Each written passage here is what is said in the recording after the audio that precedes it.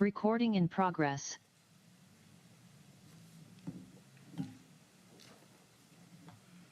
Welcome to the Fortuna City Council meeting for Monday, City Council meeting for Monday, September 18th.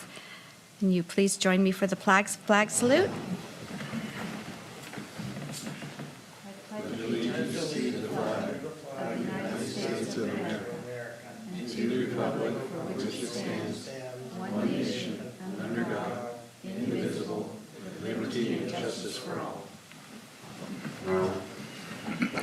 Roll call, please. Councilmember Conley? Present. Councilmember Losi? Here. Councilmember Mobley? Here. Mayor Pro Tem Johnson? Here. Mayor Trent? Here.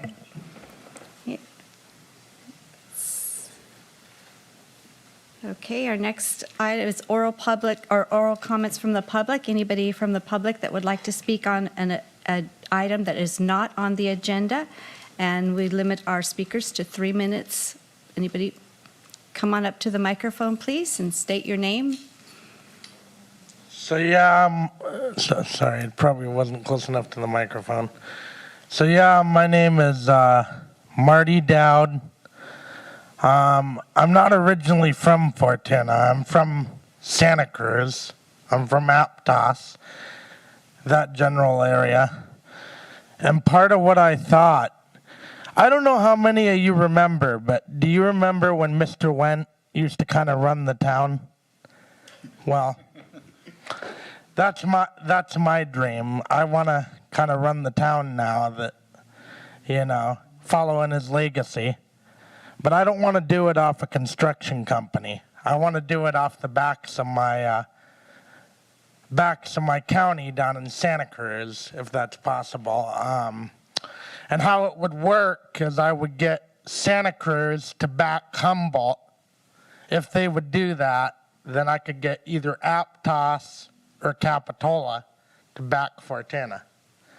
Now, Aptos could back Fortuna, and they have a lot more in common as far as elegance and stuff.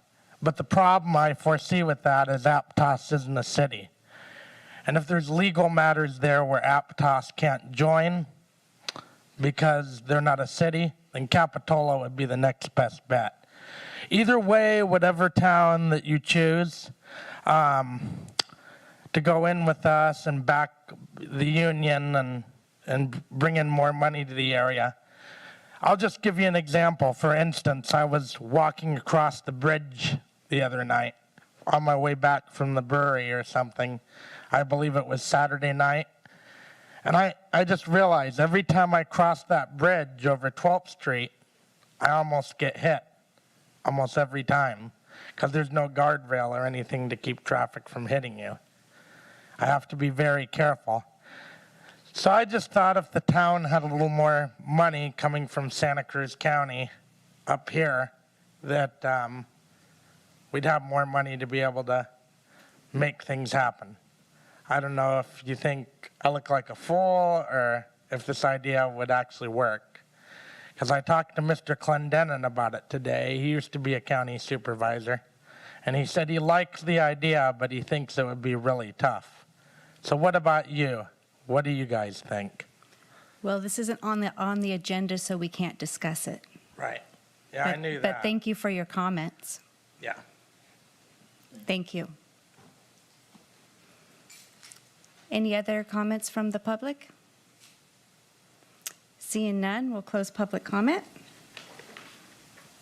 Move on to the consent calendar. Anyone want to pull anything? I wanted to pull C. Okay. I'd like to pull E and I, please. C, E, and I. Okay, and you, go ahead. Okay. I just wanted to say, I noticed that in the report they did, that they talked about the online portal, and I just wanted to let whoever put that together know that they did a great job. It's very user-friendly. So I would encourage, obviously, all contractors for permits have to use it now, but it's very user-friendly. They get right back to you, and good job to whoever put that together. I also wanted to talk about the Walker Elementary project. I'm curious what's happening with that project. it's just a mess there with the contractors that are working. So I know it's not on the agenda, but I am curious about that. Yeah, just in response, Mayor Trent. First of all, Katie Schmidt, our Senior Administrative Assistant in Community Development Department, she played a big role. All of the staff members in the building department did for the building permit, and we're getting ready to roll out all of our planning permits. So Katie Schmidt deserves a lot of the credit for seeing that through and being the one who managed that project. And then secondary, we don't have a project right now at Walker Elementary School, but there is a project. I know they're doing a lot of updates, but be happy to reach out to Amy Betts and get more information on that. Thank you. Thank you. Mike? Yes, E, the Parks and Recreation report. I'm seeing that again, for the month of August, that we're roughly 240 hours over the allotted time or projected time for the part-time recreation staff hours. So I think at this point, hopefully there's a consensus here. I think we need to put in place some type of a process that we get real-time reporting on a daily basis for the part-time recreation staff. And on a monthly basis then, once those hours that are projected have been reached, then there's no more. The people that are working part-time for those positions or in those positions go home. We've run across this, too many times. I think we need to have some kind of a program in place, a process in place to control these hours, because that's not happening. Hopefully, we'll have a consensus to that. Well, I agree that we do have to do something. They're supposed to be tracked daily, how many hours are left. And I can understand for the skate programs, but there's not anything going on, as far as additional recreation stuff. So it might be, I don't know if it's office work or what it is, but to have the hours that are allotted, and then that's got to stop until the next, because we can't have Parks and Recreation coming back again and asking for more hours or more people. You've got to work within your budget. So I agree with what you're saying on that. So just a couple of comments. One, and I'll be happy to have Cameron explain what happened this month and why there were more hours than budgeted. Again, it's a budget, and their goal is to meet the overall budget by the end of the year. But agreed, it's concerning that when you start going over 200 hours, where are you going to make that up? Is it going to happen next month too? When are you going to be able to reduce that to balance it? And that the budget established by council needs to be met unless there's some other approval beforehand. Real time, I'll just say monitoring the number of recreation hours real time is probably not practical. Probably the shortest basis I would really want to do that is on a week. I think Cameron could work with our recreation supervisor to do that on a daily basis, but the most frequently I'd probably take a look at that as on a weekly basis. And then again, every other week when we do our timesheets. But real time's probably not practical, but we'd be happy to look at that more closely. And it is concerning going over, but if you'd like to hear from our parks director about what they were doing, I have discussed that with him. Or if you just want to express that it's important to the council that we meet that budget and going over isn't acceptable without prior approval, then the comments are heard. Yeah, I'm not interested in an explanation. I'm interested in making sure that that doesn't happen month after month. And as far as real time, so you have somebody responsible, whether it's Emily or whomever, to gauge how many hours and watch how many hours are coming in on a monthly or on a daily basis, and then looking at that at the end of the week. We shouldn't be 240 hours over. It's close to 240, but that's a lot of money over. So I think that we need to put a process in place to monitor that closer. My main concern with going over monthly is the last month of our fiscal year is our biggest month. That's when we have summer fun, and I don't want to have to cut summer fun back, so kids can't go because we don't have the hours. That's my biggest concern. Well, I just say I have reviewed the hours that have went over with our Parks Director. I know they were doing productive work, but also understand that, we need to live within that budget and the projection or have a reason why not. So, if the council would like to hear from Cameron, he's here. Otherwise, we're happy to just continue to track that and make sure that we live within that budgeted number of hours. I would actually just like to set up a meeting to go meet with you and go over what you're Sure. doing and Sure. and have that better explained. Yep. But I did want to make it clear that this report's for the month of August. We still operated our summer fun and our kiddie camps in August. So 80% of those hours went towards summer fun and kiddie camp programs. Also, if you noticed in July, we were 200 hours under. So right now, we're kind of at a 0 point. Thanks.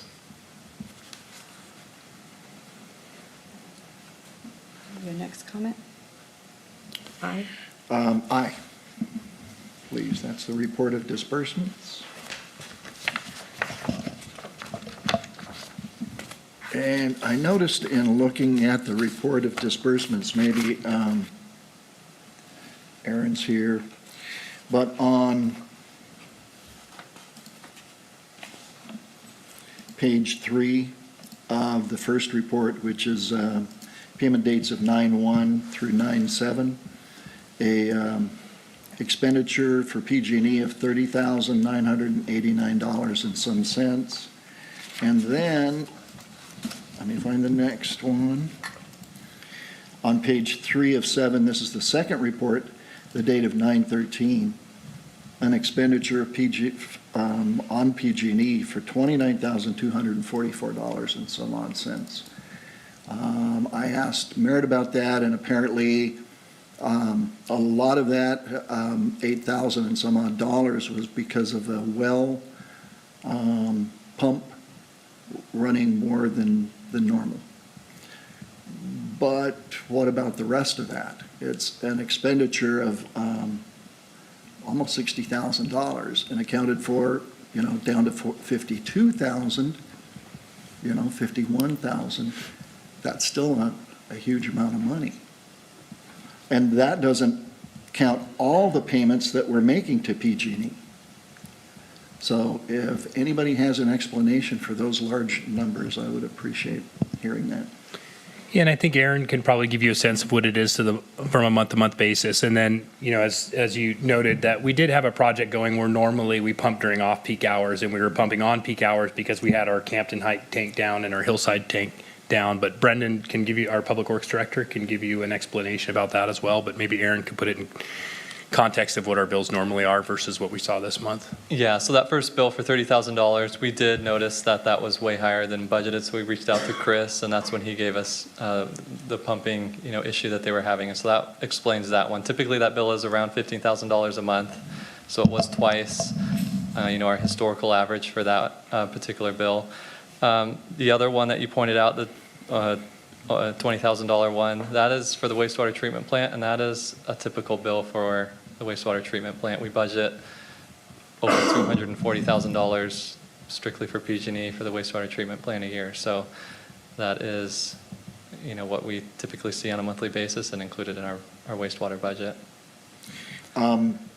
So it's not outlined here, it's just 77457. So how do you know that, other than the huge amount of money that we're expending there, that's how you know it goes to the wastewater? Yeah, so based on the account number, the description has the account number, and so Okay. that's how we break down by location and where to charge it to. Okay. Yeah, All right, thank you. thank you. All your questions? That's it. Okay. Do we have a motion to approve the consent calendar? I make a motion, we approve the consent calendar. Second. All in favor? Aye. Any opposed? None? Okay. Our first item of business is a public hearing, first reading and adoption of ordinance 2023-762, amending Title 15, Building and Construction of the Fortuna Municipal Code by adding Chapter 15.48, Construction and Demolition Debris Diversion, CD3. Staff report? Good evening, Madam Mayor and Honorable Council. Pleasure to be here for the second first reading of this ordinance. The CD3 ordinance, which I'm just going to go over who it impacts, I'm just going to go over the ordinance. If there's any questions, I'll be happy to answer them. The covered projects are basically anybody who gets a building permit in the city of Fortuna. They'll be required to do a waste management plan as part of their application package, and to get their permit released to them, they'll have to have a final report that shows that they met a 65% recycling rate on their waste. Within that, there are projects that are larger, and they are from $200,000 or 1,000 square feet. As those apply to residential, there'll be a flat rate of $500 and a $175 administration fee. And then for all non-residential, it will be $500 or 0.25% of the project cost. Within this, there are exemptions, and people have the ability to ask for forgiveness because of extenuating circumstances. Exemptions apply to emergency type situations that are mandated by the city. Those retainers, the $500 or the 0.25%, are subject to be returned to the parties that put them up if they meet the 65% recycling requirement. And that's pretty much a nutshell. Thank you. Any questions from council? No? Okay.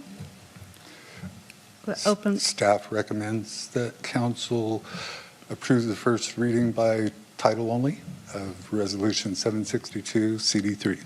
Thank you. Thank you. Okay, we'll open public comment. Anybody from the public have anything to comment on this item? Seeing none, we'll close public comment. Madam Mayor, I'll go ahead and move to hold the first reading of ordinance 2023-762, read by title only, to continue the public hearing to Monday, October 2nd, 2023, for the second reading. I'll second. Okay, we have a motion and a second. Roll call, please. Ordinance 2023-762, an ordinance of the City Council of the City of Fortuna adding Chapter 15.48 to Title 15 of the Fortuna Municipal Code, Construction Demolition Debris Diversion Ordinance, CD3. Councilmember Conley? Aye. Councilmember Pelosi? Yes. Councilmember Mobley? Yes. Mayor Pro Tem Johnson? Yes. Mayor Trent? Yes. Thank you. Our next item is authorize the purchase of a magnesium hydroxide, did I say that right? Tank and feed system, Resolution 2023-28. Staff report, please. Yes, hello. Good evening, Honorable Mayor and City Council. Let me provide a brief background on this agenda item. In the wastewater treatment process, natural biological activity of the microorganisms creates an acidic environment. To neutralize this acidity and thus avoid any potential effluent violations, we have historically added sodium hydroxide, or caustic soda, to increase the pH. Caustic has many drawbacks. It's hazardous. It will burn skin and eyes on contact and requires a lot of PPE that staff have to wear to be safe. It's also very corrosive. It will erode concrete, burn wooden walls of a building, and it requires caustic also has a very high freezing threshold where it freezes at 60 degrees Fahrenheit. So we have to maintain constant energy intensive heating to prevent that from freezing. It's also very toxic. So if there's an accidental spill or overfeed of caustic, it will potentially kill our microorganisms, causing more effluent violations and disruptions in the treatment process. It's also very high in sodium, which adds total dissolved solids to the effluent, which is a constituent of concern for the water board's more potential violations. So beginning last year, staff looked for alternatives to caustic and identified the most promising chemical as magnesium hydroxide, or milk of magnesia. This is a common compound found in antacids. When comparing this chemical to caustic, there is no contest. Mag is safe. It will not burn skin and eyes. You do not need PPE to work with it. It's non-corrosive. You can spill it on the ground on wood, nothing's going to happen. Lower freezing threshold. It freezes at 32 degrees Fahrenheit, just like water, so we don't need to have intensive heating. Non-toxic, so if we accidentally spill it, or there's an accidental overdose into the system, it's not going to kill our microorganisms. The pH, in fact, the pH of mag is 10.5 and caustic is 14 on a scale of 0 to 14. It also has less sodium, so less TDS in the effluent. And another benefit is it improves settling, so that'll help the downstream treatment processes at the plant. Another great benefit to mag over caustic is that mag is a more concentrated buffering agent. In fact, due to the chemistry between the two compounds, it would take 1.6 pounds of caustic to equal only 1 pound of mag. This means that we will feed much less chemical. So, and best of all, mag currently costs less than caustic. To be exact, caustic is 70 cents per pound, while mag is 55 cents per pound. And we're using 200,000 plus pounds per year. So not only are we using less of it, but we are paying less too. So with all that in mind, the city began an extended trial with the use of magnesium hydroxide last year. We found a supplier that could loan us a rental tank and feed system. To date, the trial has proven very successful. In addition to a dramatic improvement to safety, staff estimate that the city has saved approximately $40,000 over the last year by using mag instead of caustic. Recently, staff solicited quotes for a permanent 5,000-gallon tank system. This will equate to a much longer time in between deliveries and fewer subsequent delivery charges. Based on preliminary estimates, the cost will range between $50,000 to $55,000. Staff are seeking approval to award a contract for up to $60,000 for this purchase. Upon council approval, staff will finalize the quotes and ultimately purchase the system from the lowest bidder. However, due to the cost of this purchase, city purchasing policy requires a formal bidding process.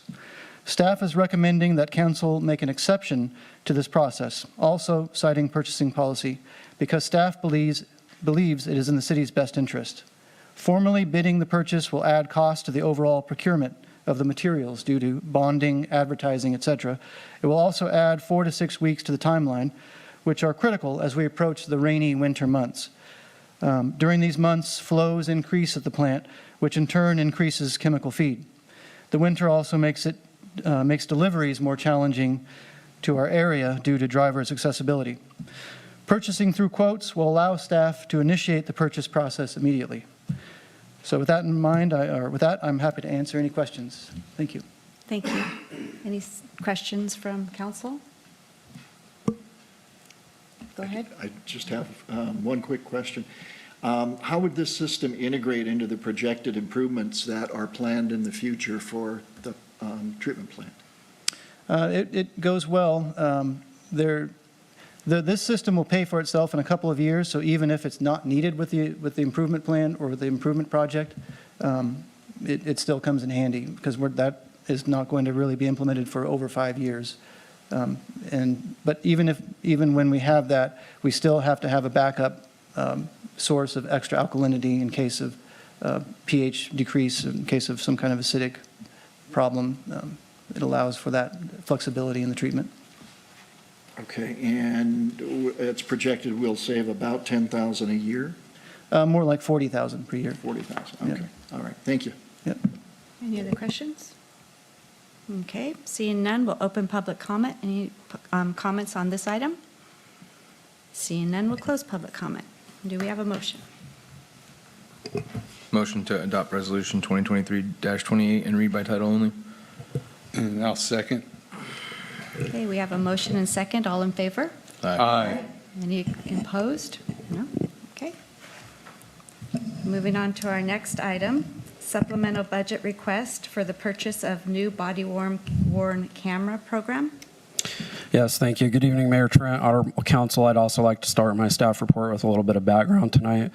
So prior to the adoption of the current budget, staff had identified the need to replace the body-worn camera program within the police department. And so as we prepared for adoption of the budget and looking at, what tools we had to, or options we had to kind of look at financing this new program, We were also shopping some of the more reputable vendors in the body-worn camera industry. And so through that shopping and the competitive bidding process, Motorola Solutions actually emerged as the city's best option. And they were considered the best option for a number of reasons. Not only were they the low bidder, but also offered the city the opportunity to make payments of about $25,000 over 5 years. And so that was appealing to staff because essentially the thinking is that it would, initially reduce the impact all at once to the city for cost. So the overall price for the new package is about $130,000. And so when we adopted the budget, we included a $25,000 line item with the intention of essentially adopting that same amount over the course of the next 5 years to pay for the program.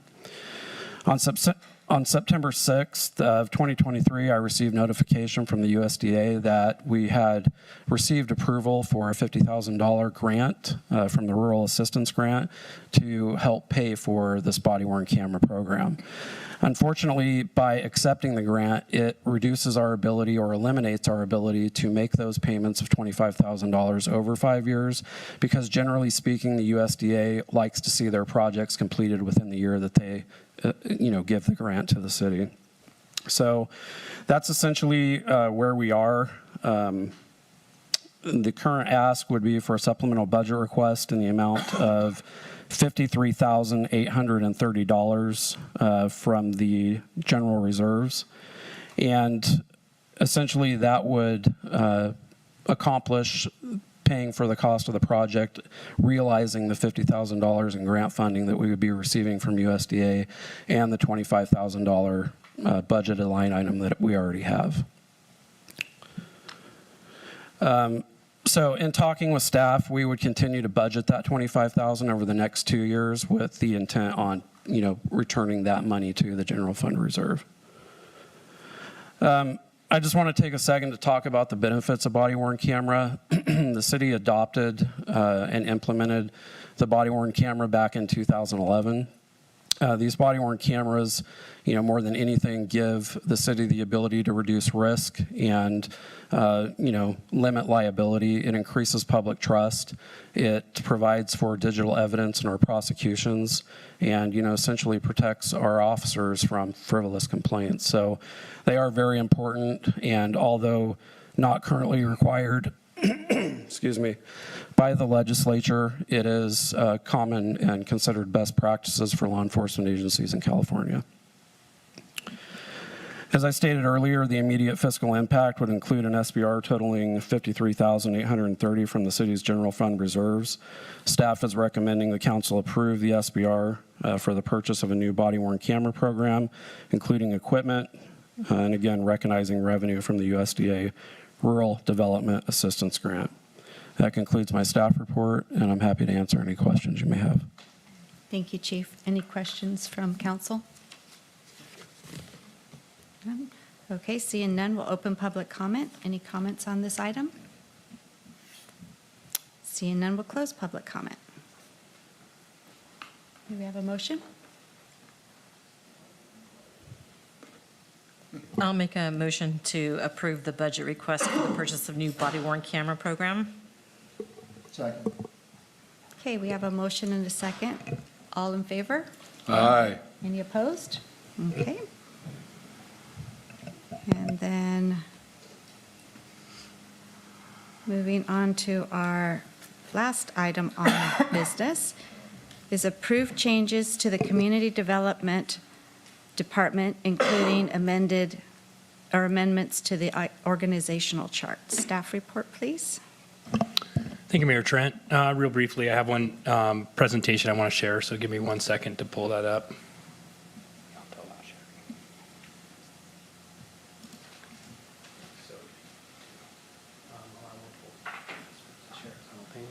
Let's do it. All right, I think we're there.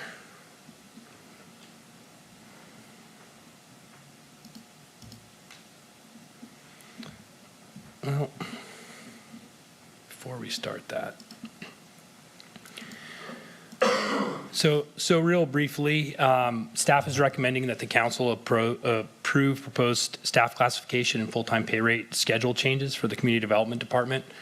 The longtime Deputy Director of Community Development, Liz Shorey, retired on April 18th, 2023. And since her retirement, and for some time before, we've had our Senior Administrative Assistant who's taken on a variety of tasks of more responsibility, that require more responsibility and judgment, in addition to what would normally be considered senior administrative tasks. In the staff report, there's some examples of those things, but interpreting laws and codes and regulations and ordinances, interpreting planning and zoning programs, responding to issues of concerns in the public and responding to their application questions, preparing staff reports and delivering staff reports to the Planning Commission, investigating and documenting nuisance complaints and facilitating public hearings, coordination of special projects. One of those special projects was the new online portal for building permits and planning permits, and then reviewing and responding to development proposals.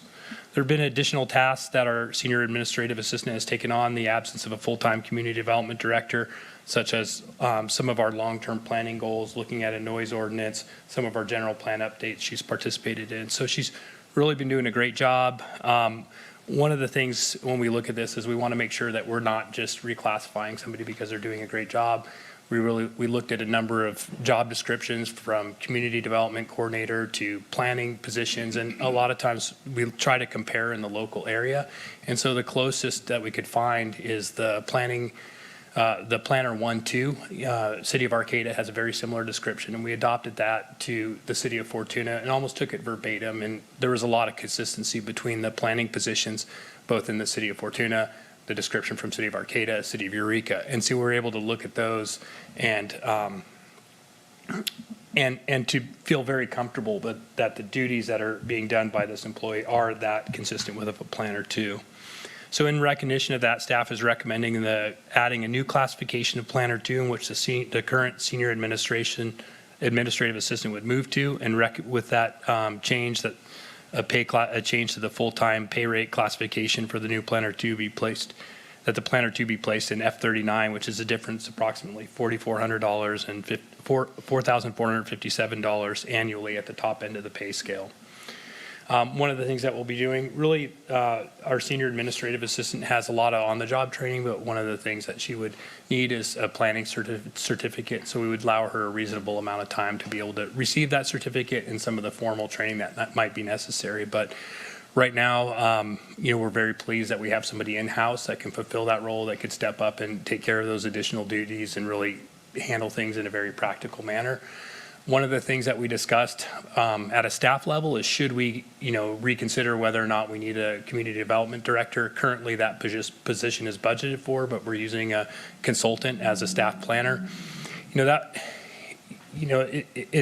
Things are working well right now, but I think in the long term, one of the things that I've recognized as we've been considering this, that as city manager, it's hard to spend enough time with community development. Right now, I probably spend less than 10% of my time, and there's a need for much more. And so, in going through this process with our finance director, our human resources director, it's really the realization that we do need to have a department head. So we don't want to eliminate a department head position. And so I think in the long term, it's in the best interest of the city to have a department head in that position. So the only change we want to make now is to move our senior administrative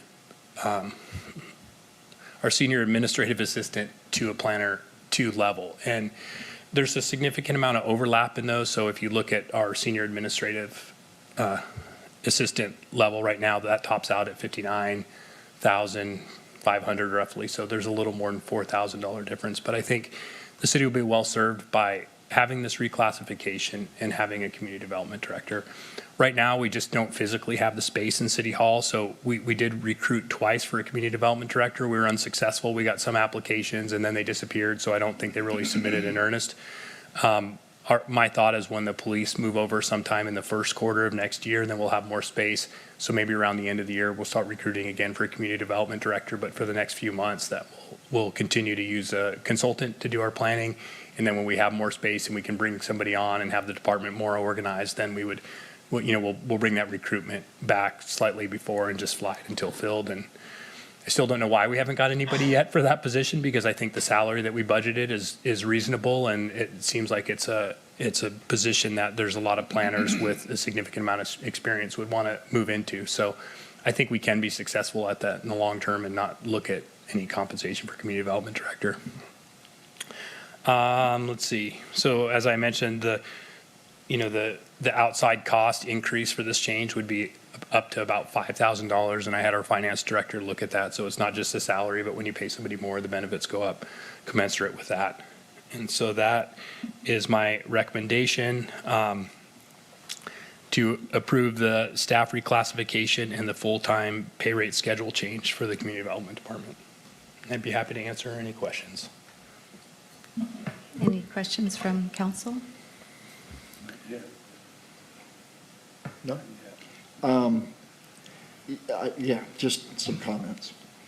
I think you're absolutely right that this has more to do with the community development director position than increasing this position to a planner, 2 or whatever, 1 or 2. So when we get to the point of hiring a community development director, how much of this job as a planner 2 would actually be done by the community development director? Question number 1. And then would it be better to wait until we do have a community development director on board and that person is on board for a while so that they can determine whether we need to put somebody in a planner 2 position?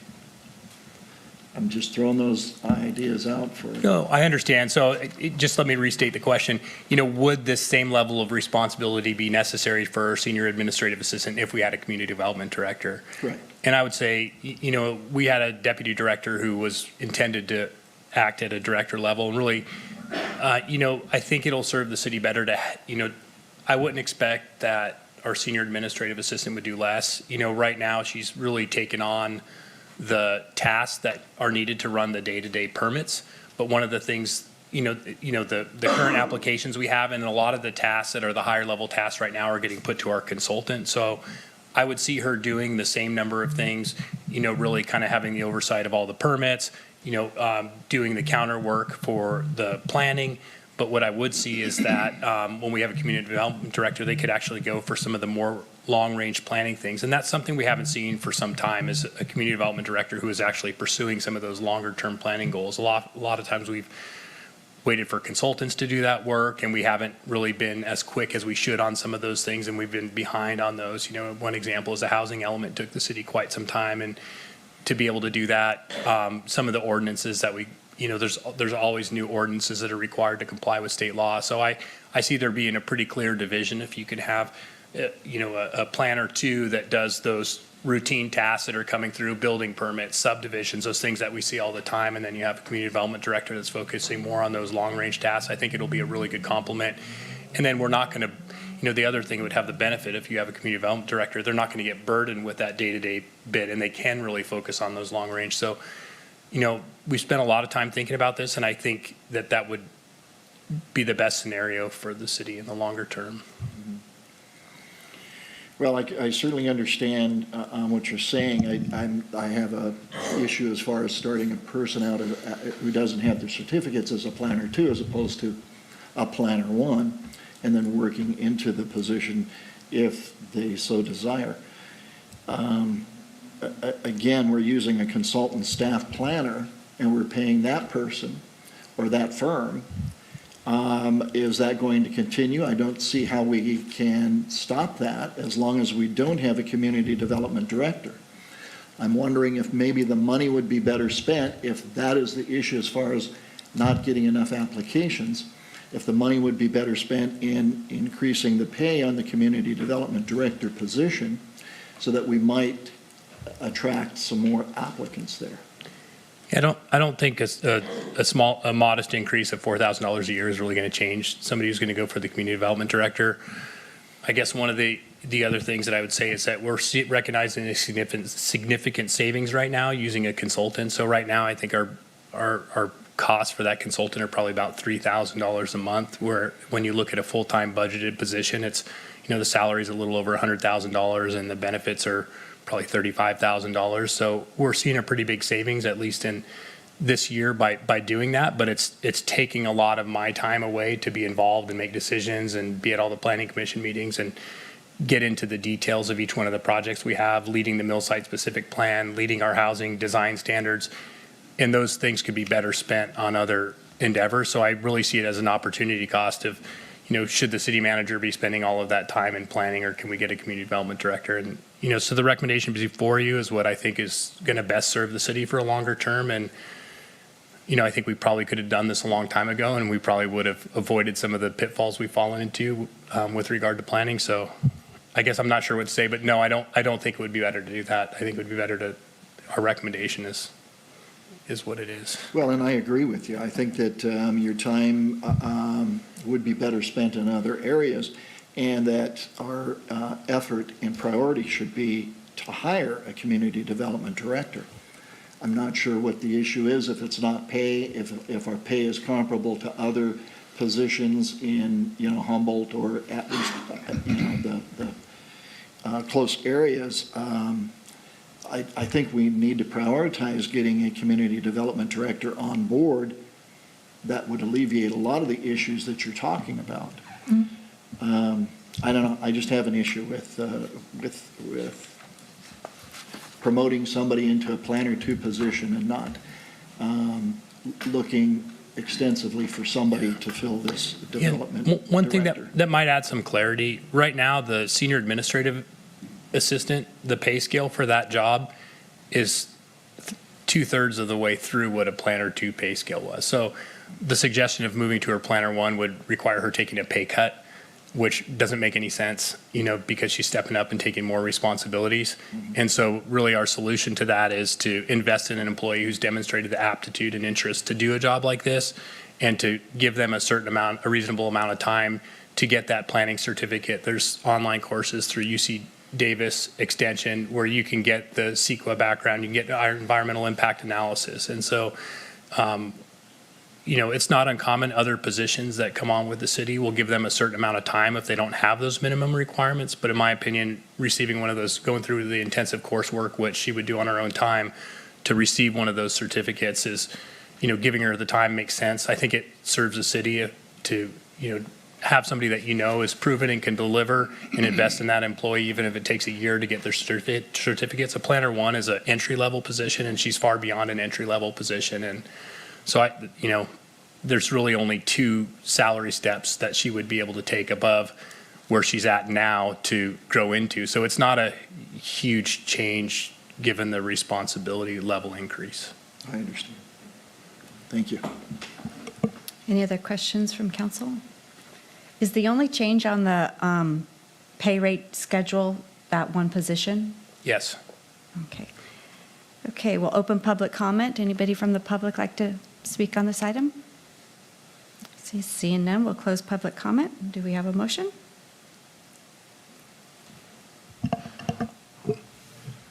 Make a motion to approve the proposed staff classification and full-time pay rate schedule changes for the Community Development Department. I'll second.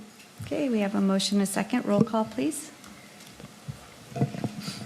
Councilmember Conley? Aye. Councilmember Losi? No, Councilmember Mobley? Yes. Mayor Pro Tem Johnson? Yes. Mayor Trent? Yes. Okay, our next item is city manager's report.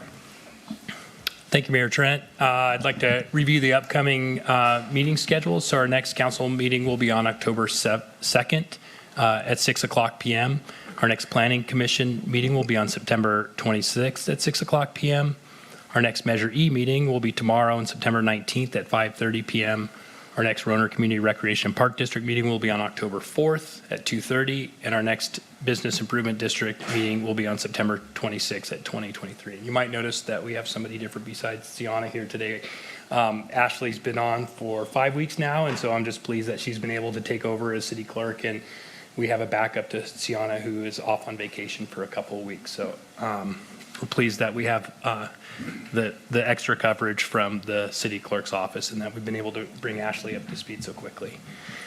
Just a few things. One, we did submit a grant for the Vancil Forest expansion to add another 7 acres to the 13 acres next to the city's Vancil Reservoir. There's some forests with the understanding there could be some trails and connections from the Vance Hill neighborhood. So we had a site visit with the state parks representative. So we always keep our fingers crossed that this could happen and we could add a little bit of land that wouldn't take much management from the city. So we expect to hear back on that from the end of the year. Another item is I went to the Chamber of Commerce lunch. It's great that they've been getting some good speakers. The last meeting they had Vince Rizzo with the Fortuna Mill Commerce Center, who bought the former Palco Mill site, and today they had a representative from the Great Redwood Trail, Carol Vandermeer with RCAA, and so she presented the Great Redwood Trail project to the Chamber of Commerce lunch, and those are being really well attended. The room's been packed at the last couple of meetings, and so it's great to see a lot of folks from the Chamber of Commerce getting together instead of that post-COVID lull that we had with only 1 or 2 people showing up. So there's some good energy, and I know there's a real effort on behalf of the Chamber to get some good speakers in there. So I'm excited to see who's coming up next, and I might even present sometime in November. One of my major focuses over the last few weeks has been pulling together the Reconnecting Communities grant. We're working on 1 state and 1 federal, and it's taken a lot of time. There's a lot of things from talking to community partners, others who would be involved in really getting that support from the community and being able to demonstrate that in the grant, and then working with our grant team, trying to pull together figures. So it's been a huge push. We have the first one that's due on this Wednesday on the 20th, and then we have one just about a week later for the federal one. So it's crunch time right now, so if you call me and I don't answer, we're probably working on those grants for the Reconnecting Communities.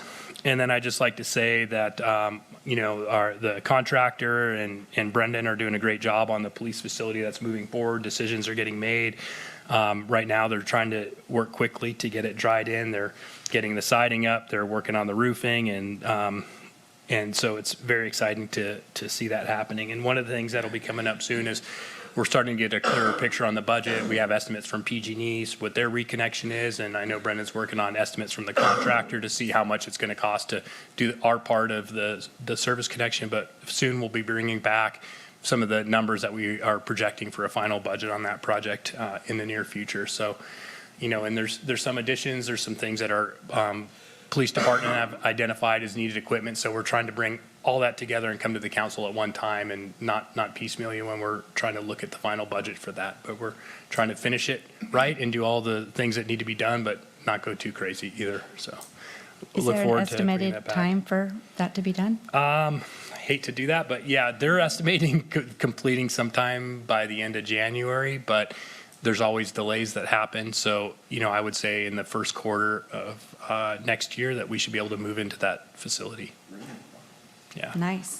So things are, and so that's, and just one more thing to report. A lot of people wonder what's happening with the Monday Club, but I'm working with our engineering department. Matt Nyberg is working to get proposals from a couple of architects so that we could find somebody to try to replace that chimney in a way that will be seismically more resilient and then has a similar look to what was there before. And we've had trouble bringing somebody on, but we have a couple of architects that we think are interested in working with the city on that now. So I apologize for the black plastic on the front of Monday Club. No one wants it there, but we also received $54,000 from our risk pool to fix it. So we have a little bit of money that's not coming out of the city coffers, and we'll be moving on that as quick as we can. And that's all I have to report. Thank you. Council reports. Councilmember Conley. Thank you, Madam Mayor. Not much to report. I'm in between meetings, and our next one is canceled because a bunch of people are going out of town for various meetings, so we decided to cancel the next one. Councilmember Losi. Thank you, Madam Mayor. I also have very little to report. Our LAFCO meeting for September was canceled, and we haven't had a Parks and Recreation Commission meeting yet, so maybe next time. Thank you. That's it. Councilmember Mobley. I also have nothing to report. Making your time limit. Boy. Councilmember Johnson. It's a good thing. Mayor Pro Tem Johnson. It's a good thing these people, I got pages here. No, I was able to attend a ceremony, what would you call it? Remembering and honoring Bill Hummel for his service with the Vets Hall as a veteran himself, and his work with the Daughters of the American Revolution. He is constantly, he's the guy you see standing out front with laptop and a tablet programming the portable message sign out there. And he's always working on that. He's had a business here, Humboldt Tires, with his brother Hal, and he was always ready to, day or night, they were able to help meet the needs of the city after hours and during the day. He eventually just, his daughters, Hal's daughters took it over. So anyway, Bill was honored with that Saturday at the Oddfellows Hall out on Ronerville and School. Also had a historical commission this last week, and our Measure E committee member and Walt Wilson donated a 1922 automobile and a repair encyclopedia. So if you want to see what auto repairs were like back in the 20s, you can see what's in that book. There's a lot of stuff in there that we wouldn't even know about today. And who knows, Walt may have firsthand knowledge with some of it. Also attended a Caltrans meeting with the department division heads and the Caltrans engineers and some of the local representatives from Humboldt and Del Norte County, and got a lot of updates with things. 199 did a lot of those fires up there did a lot of damage, and burning up the wooden posts on the guardrails, having debris flows running down onto the roadway because of the ground drying out from the heat of the fires. A lot of things. That's why the road right now, if you take 199, it's completely closed between 8 and 11 in the morning and 1 and 4 in the afternoon, and it's open to one-way controlled traffic in between those times and then after 4. So it's not a quick route to take.